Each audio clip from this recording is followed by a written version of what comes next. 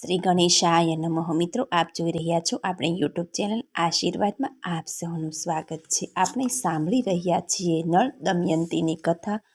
આગળના વિડીયોમાં આપણે 1 થી 5 ભાગ સાંભળ્યા. અત્યારે આપણે આજે આ વિડીયોમાં દમયંતી ભાગ 6, જેમાં દમયંતી દ્વારા રાજા નળની પરીક્ષા, ઓળખાણ, મિલન, રાજ્ય પ્રાપ્તિ અને કથાનો સમાપ્તિ. જો આપને મારો વિડીયો પસંદ આવે તો લાઇક કરજો, શેર કરજો અને પહેલીવાર જો આ વિડીયો આ ચેનલમાં જોઈ રહ્યા હોય તો સબસ્ક્રાઈબ કરજો, જેથી મારા નવા વિડીયોની માહિતી તુરંત આપ સુધી પહોંચે. વિદર્ભ નરેશ ભીમે અયોધ્યાપતિ ઋતુપર્ણનો ખૂબ આદર સત્કાર કર્યો. ઋતુપર્ણને સારી જગ્યાએ ઉતારો આપવામાં આવ્યો. તેમને કુંડીરપુરમાં સ્વયંવરનો કોઈ સંકેત નજરે પડ્યો નહીં. ભીમને એ વાતની બિલકુલ જાણ ન હતી કે રાજા ઋતુપર્ણે મારી પુત્રીના સ્વયંવરનું આમંત્રણ મેળવીને અહીં આવ્યા છે. તેમણે કુશળ મંગળ જાણ્યા પછી પૂછ્યું કે તમે અહીં કયા આશ્રયથી આવ્યા છે? ઋતુપર્ણે સ્વયંવરની કોઈ તૈયારી નહીં જોતા આમંત્રણની વાત દાબી દીધી અને કહ્યું, હું તો ફક્ત તને પ્રણામ કરવા માટે જ આવ્યો છું. ભીમ વિચારવા લાગ્યો કે 100 યોજનથી પણ વધારે દૂરથી કોઈ પ્રણામ કરવા માટે તો ન જ આવે. આગળ જતાં આ વાત ખુલી જ જશે. ભીમે બહુ સત્કારપૂર્વક આદર કરીને ઋતુપર્ણને પોતાને ત્યાં રોકી લીધા. બાહુક પણ વૈષ્ણયની સાથે અશ્વશાળામાં જઈને ઘોડાઓની સેવામાં લાગી ગયો. દમયંતી વ્યાકુળ થઈને વિચારવા લાગી કે રથનો અવાજ તો મારા પતિદેવના રથના જેવો જણાતો હતો, પણ તેમના દર્શન ક્યાંય થતા ન હતા. હોય ન હોય આ વૈષ્ણવે એની પાસેથી જ રથવિદ્યા શીખી લીધી છે, એટલે જ રથ તેમને જણાતો હતો. શક્ય છે કે ઋતુપર્ણને પણ આ વિદ્યાની જાણકારી હોય. તેણે પોતાની દાસીને બોલાવીને કહ્યું કે કેશિની, તું જા અને એ વાતની તપાસ કર કે પેલા કદરૂપા પુરુષ કોણ છે. શક્ય છે કે તેઓ જ મારા પતિદેવ હો. મેં બ્રાહ્મણો મારફતે જ જે સંદેશો મોકલ્યો હતો તે તેમને જણાવજે અને તેમનો જવાબ સાંભળીને મને કહી જજે. કેશિનીએ જઈને બાહુક સાથે વાતો કરી. બાહુકે રાજાના આવવાનું કારણ જણાવ્યું અને વૈષ્ણયની સાથે પોતાની અશ્વ વિદ્યાનો અને ભોજન બનાવવાની કુશળતાનો ટૂંકમાં પરિચય આપ્યો. કેશિનીએ પૂછ્યું, બાહુક, રાજા નળ ક્યાં છે? શું તમે જાણો છો? બાહુકે કહ્યું, કેશિની, વાર્ષ્ણેય રાજા નળના બાળકોને અહીં મૂકીને ચાલ્યો ગયો હતો. તેને નળની બાબતમાં કશી પણ જાણ નથી. અત્યારે નળનું રૂપ બદલાઈ ગયું છે. તેઓ છુપાઈને રહે છે. તેમને કાં તો તેઓ પોતે જ ઓળખી શકે અથવા તો તેમની પત્ની દમયંતી, કારણ કે તેઓ પોતાના ગુપ્ત સંકેતોને બીજાની સામે પ્રગટ કરવા નથી ઈચ્છતા. કેશિની, રાજા નળ મુશ્કેલીમાં મુકાઈ ગયા હતા, એટલે જ તેમણે પોતાની પત્નીનો ત્યાગ કર્યો હતો. દમયંતીએ પોતાના પતિ પર ક્રોધ કરવો જોઈએ નહીં. જે સમયે તેઓ ભોજનની ચિંતામાં હતા ત્યારે પક્ષીઓ તેમનું વસ્ત્ર લઈને ઉડી ગયા હતા. તેમનું હૃદય વેદનાથી જર્જરિત હતું. એ વાત સાચી છે કે તેમણે પોતાની પત્ની સાથે ઉચિત વ્યવહાર નથી કર્યો, તો પણ દમયંતીએ તેમની દુર્દશાનો ખ્યાલ કરીને ક્રોધ કરવો જોઈએ નહીં. આમ કહેતા નળનું મન ઉદાસ થઈ ગયું. આંખોમાં આંસુ આવી ગયા. તેઓ રડવા લાગ્યા. કેશિનીએ દમયંતી પાસે આવીને બધી વાત કહી અને તેનું રુદન પણ કહી સંભળાવ્યું. હવે દમયંતીને શંકા વધારે દ્રઢ થવા લાગી કે આ જ રાજા નળ છે. દાસીને કહ્યું, કેશિની, તું ફરીથી બાહુકની પાસે જા અને એમની નજીક કંઈ પણ કહ્યા વગર ઊભી રહે. તેમની ક્રિયા ઉપર ધ્યાન આપ. તે અગ્નિ માગે તો આપતી નહીં, પાણી માગે તો આપવામાં મોડું કરજે. તેમનું એક એક આચરણ આવીને મને જણાવ. કેશિની ફરીથી બાહુક પાસે ગઈ. ત્યાં તેમના દેવો અને મનુષ્ય જેવા ઘણા આચરણ જોઈ તે પાછી આવી અને દમયંતીને કહેવા લાગી, રાજકુમારી, બાહુકે તો જળ, સ્થળ અને અગ્નિ ઉપર બધી રીતે વિજય મેળવી લીધો છે. મેં આજ સુધી આવો પુરુષ ક્યાંય જોયો પણ નથી અને સાંભળ્યો પણ નથી. જો કાંઈ નીચો દરવાજો આવે તો તેઓ નમતા નથી. તેમને જોઈને દરવાજો જ નીચો ઊંચો થઈ જાય. તેઓ નમ્યા વગર ચાલ્યા જાય છે. નાનામાં નાનું કાણું પણ એમના માટે ગુફા જેવું બની જાય છે. ત્યાં પાણી માટે જે ઘડા રાખ્યા હતા તેમની નજર પડતા જ પાણીથી ભરાઈ ગયા. તેમણે ઘાસનો પૂળો લઈને સૂર્ય તરફ ધર્યો તો તે સળગવા લાગ્યો. આ સિવાય તેઓ અગ્નિને સ્પર્શીને પણ દાઝતા નથી. પાણી જેમની ઈચ્છા પ્રમાણે વહે છે, તેઓ જ્યારે પોતાના હાથથી ફૂલોને મસળે છે ત્યારે તે કરમાતા નથી, પણ પ્રફુલ્લિત તથા સુગંધિત થઈ જાય છે. આ અદ્ભુત લક્ષણો જોઈને હું તો મંત્રમુગ્ધ બની ગઈ અને દોડતી દોડતી તમારી પાસે ચાલી આવી.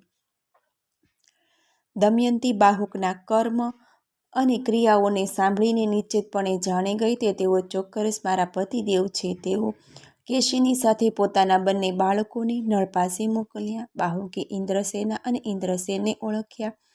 તેમની પાસે ગયા અને બંને બાળકોને ભેટીને ખોળામાં બેસાડ્યા. બાહુક પોતાના બાળકોને મળીને મૂંઝાઈ ગયા અને રડવા લાગ્યા. તેમના મુખ પર પિતાના જેવા સ્નેહના ભાવ પ્રગટ થવા લાગ્યા. એ પછી બાહુકે બંને બાળકો કેશિનીને સોંપ્યા અને કહ્યું, આ બાળકો મારા બંને બાળકો જેવા છે, એટલે હું તેમને જોઈને રડી પડ્યો. કેશિની, તું વારંવાર મારી પાસે આવે છે, લોકો જાણે શું વિચારશે? તેથી અહીં મારી પાસે વારંવાર તારે આવવું નહીં, તું જા. કેશિનીએ દમયંતી પાસે આવીને તેની બધી વાત કહી સંભળાવી. હવે દમયંતીએ કેશિનીને પોતાની માતા પાસે મોકલી અને કહેવડાવ્યું કે માતાજી, મેં રાજા નળ સમજીને વારંવાર બાહુકની પરીક્ષા કરાવી છે. હવે મને ફક્ત તેમના રૂપની બાબતમાં જ શંકા રહી છે. હવે હું પોતે તેમની પરીક્ષા કરવા માગું છું. તેથી તમે બાહુકને મારા મહેલમાં આવવાની આજ્ઞા આપો અથવા મને જ તેમની પાસે જવાની અનુમતિ આપો. તમારી ઈચ્છા હોય તો આ વાત પિતાજીને જણાવું કે ન જણાવું. રાણીએ પોતાના પતિ ભીમની અનુમતિ લીધી અને બાહુકને રાણીવાસમાં બોલાવી લાવવાની આજ્ઞા આપી. બાહુકને બોલાવી લાવવામાં આવ્યો. દમયંતીને જોતાં જ નળનું હૃદય એકી સાથે શોક અને દુઃખથી ભરાઈ ગયું. તેઓ આંસુથી તરબોળ થઈ ગયા. બાહુકની વ્યાકુળતા જોઈને દમયંતી પણ શોકગ્રસ્ત થઈ ગઈ. એ સમયે દમયંતીએ ભગવા રંગનું વસ્ત્ર પહેરેલું હતું, કેશની જટા બાંધેલી હતી, શરીર મેલું હતું. દમયંતીએ કહ્યું, બાહુક, પહેલાં એક ધર્મજ્ઞ પુરુષ પોતાની પત્નીને વનમાં સૂતી મૂકીને ચાલ્યો ગયો હતો. શું તમે તેને ક્યાંય જોયો છે? એ સમયે સ્ત્રી ઠાકી પાકી હતી, નિંદ્રાથી અચેત હતી. એવી નિર્દોષ સ્ત્રીને પુણ્ય શ્લોક નિષેધ નરેશ સિવાય બીજો કયો પુરુષ નિર્જન વનમાં છોડી શકે? મેં જીવન પર્યંત જાણી જોઈને એમનો કોઈ પણ અપરાધ કર્યો નથી, તો પણ તેઓ વનમાં મૂકીને મને સૂતી મૂકીને ચાલ્યા ગયા. આટલું કહેતા દમયંતીની આંખોમાંથી આંસુઓની ધારા વરસવા લાગી. દમયંતીની વિશાળ શ્યામરત્ન જેવી આંખોમાંથી આંસુ ટપકતા જોઈને નળથી રહેવાયું નહીં અને તેઓ કહેવા લાગ્યા, પ્રિયા, મેં જાણી જોઈને નથી તો રાજ્યનો ત્યાગ કર્યો કે નથી તારો ત્યાગ કર્યો. આ તો કળિયુગનું કૃત્ય છે. હું જાણું છું કે જ્યારથી તું મારાથી વિખૂટી પડી ત્યારથી રાત દિવસ મારું સ્મરણ ચિંતન કરતી રહી છે. કળિયુગ મારા શરીરમાં રહીને તારા શાપને કારણે બળતો રહ્યો હતો. મેં પુરુષાર્થ અને તપસ્યાના બળથી તેના પર વિજય મેળવી લીધો છે. હવે આપણા દુઃખનો અંત આવી ગયો છે. કળિયુગ હવે મને છોડીને ચાલ્યો ગયો છે. હું એકમાત્ર તારા માટે જ અહીં આવ્યો છું. પરંતુ એ તો જણાવ કે તું મારા જેવા પ્રેમી અને અનુકૂળ પતિને છોડીને જે રીતે બીજા પતિ સાથે લગ્ન કરવા તૈયાર થઈ ગઈ છે, શું બીજી કોઈ સ્ત્રી આવું કરી શકે? તારા સ્વયંવરના સમાચાર સાંભળીને જ રાજા ઋતુપર્ણ બહુ ઉતાવળેથી અહીં આવ્યા છે. દમયંતીએ હાથ જોડીને કહ્યું, આર્યપુત્ર, મારા પર દોષ મૂકવો યોગ્ય નથી. તમે તો જાણો છો કે મેં પોતાની પાસે રહેલા ચારેય દેવતાઓને છોડીને તમને વરેલા છે. મેં તમને શોધવા ઘણા પ્રયત્નો કર્યા, ઘણા બ્રાહ્મણોને મોકલ્યા. તેઓ મેં કહેલી વાતને કહેતા કહેતા ચારે બાજુ ઘૂમી રહ્યા હતા. પણાદ નામનો બ્રાહ્મણ અયોધ્યાપુરીમાં તમારી પાસે આવ્યો.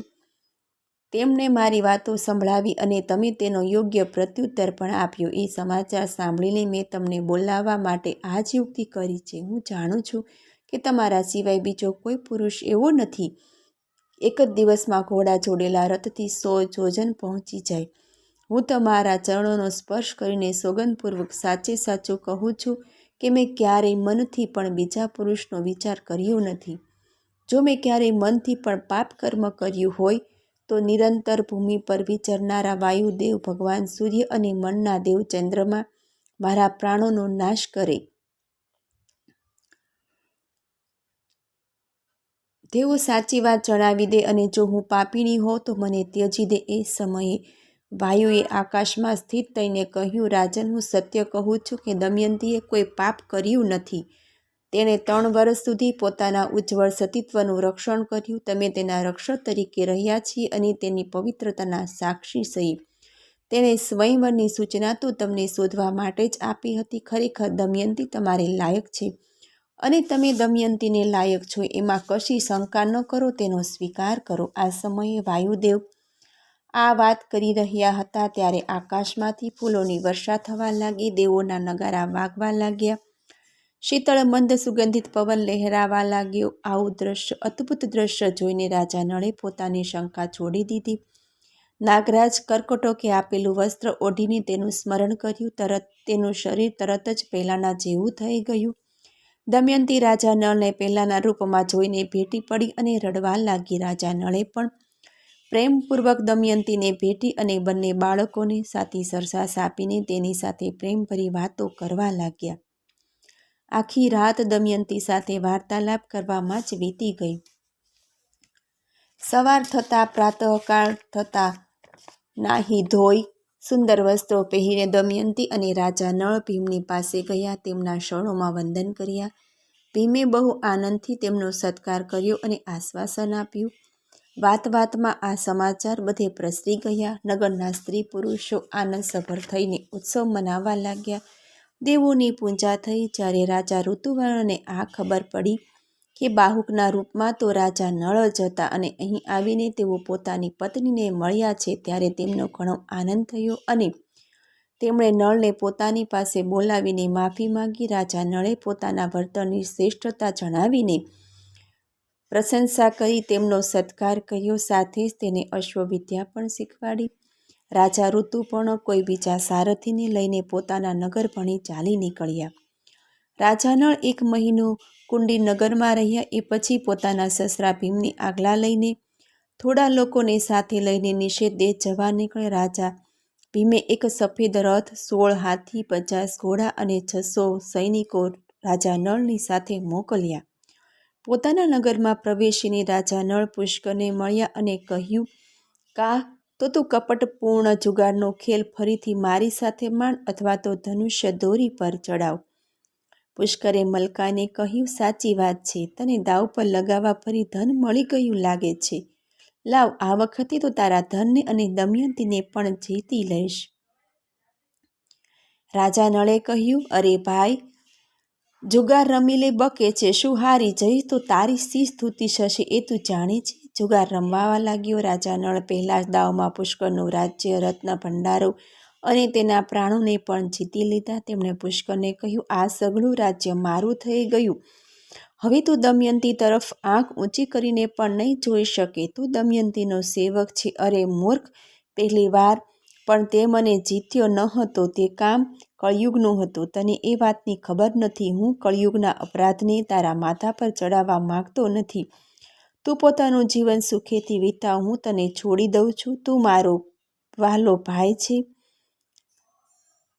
હું ક્યારેય તારા પર પોતાની આંખ લાલ નહીં કરું. તું 100 વર્ષ જીવ. રાજા નળે આ રીતે કહીને પુષ્કરને ધીરજ આપી અને તેને પોતાના હૈયા સાથે લગાડીને જવાની આજ્ઞા આપી. પુષ્કરે હાથ જોડીને રાજા નળને વંદન કર્યા અને કહ્યું, સંસારમાં તમારી કીર્તિ થાવ. તમે 10,000 વર્ષ સુખેથી જીવો.